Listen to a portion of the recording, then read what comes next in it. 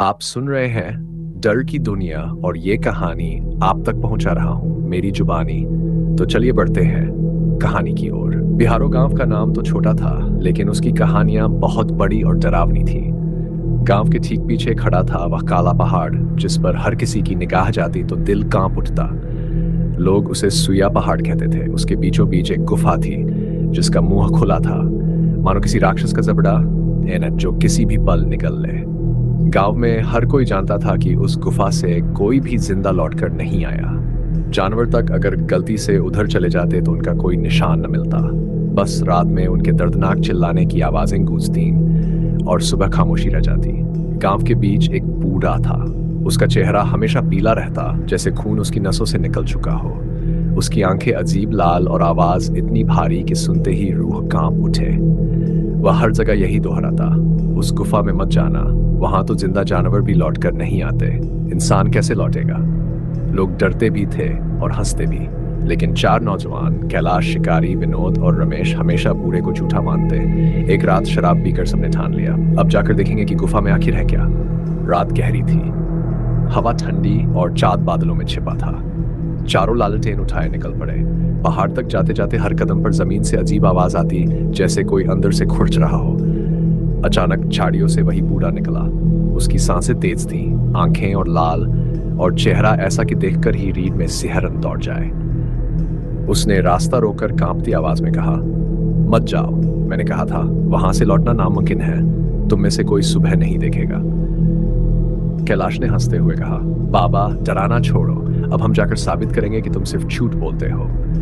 बूढ़े ने उस पर गहरी नजर डाली और उसके होंठों पर हल्की सी मुस्कान आई। उस मुस्कान में ऐसा था जैसे वह पहले ही उनकी मौत देख चुका हो।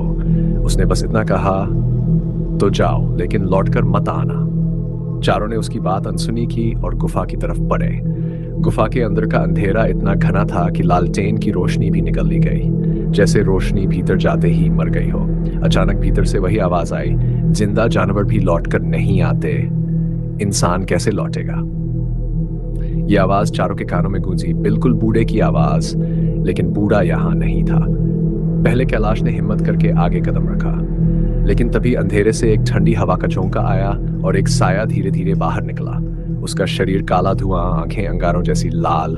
उसने कैलाश की गर्दन पकड़ ली। कैलाश चीखा, उसका शरीर कांपने लगा। नसें फूलकर बाहर निकल आईं, आंखें बाहर को निकलने लगीं। उसकी उंगलियां हवा में लटक रही थी, जैसे कोई बचाने आएगा। उसकी सांसें टूट टूट कर बाहर निकल रही थीं। उसके होठ नीले पड़ गए, चेहरा काला होने लगा। 2 मिनट तक वह तड़पता रहा, हड्डी खड़कती हुई सुनाई दे रही थी। अंत में उसकी गर्दन एक तेज चचर की आवाज के साथ टूट गई। उसका सिर जमीन पर धम से गिरा और लालटेन बुझ गई। बाकी तीनों ने दौड़ता हुआ भागने लगा, पर साया दीवार से निकलकर उसके सामने आ गया। उसने शिकारी के सीने पर हाथ रखा। उसके सीने की हड्डियां धीरे धीरे अंदर धंसने लगी। वह जमीन पर गिर पड़ा और दोनों हाथों से छाती पकड़कर तड़पने लगा। हर चीख इतनी भयानक थी कि गुफा गूंज उठी। उसकी हड्डियां एक एक उसकी पसलियां बाहर निकल आईं, खून बहता गया। 5 मिनट तक वह जान के लिए तत्परता रहा, लेकिन साया हंस रहा था। आखिरकार उसकी छाती फटी और उसका शरीर बिल्कुल बेजान हो गया। विनोद और रमेश अब पागलों की तरह भागने लगे, लेकिन गुफा के रास्ते बदलते गए। हर मोड़ उन्हें वापस वहीं ले आता। अचानक साया ने विनोद को पकड़ लिया। उसने उसके बाल खींचकर सिर को पत्थर पर दे मारा। पहला वार, खून की बूंदें दीवार पर छीन गईं। दूसरा वार, खोपड़ी में दरार पड़ी। तीसरा वार, पूरा सिर चटक गया और दिमाग बाहर बह निकला। गुफा की जमीन लाल हो गई।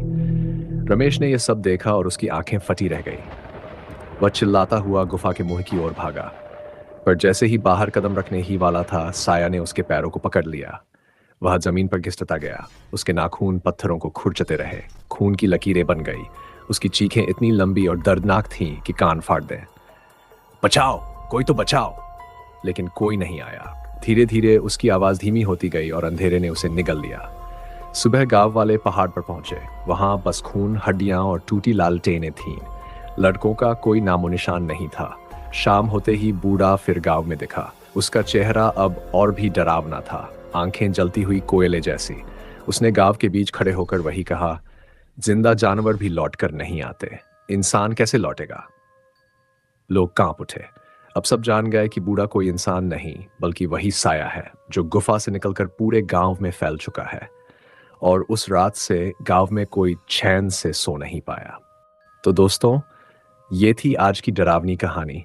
अगर आपको ये कहानी पसंद आई हो तो लाइक करें, सब्सक्राइब करें और हमें कमेंट करके ज़रूर बताएं कि आपको सबसे डरावना पल कौन सा लगा, क्योंकि अगली बार भी मैं लाऊंगा डर की दुनिया से एक और खौफनाक किस्सा।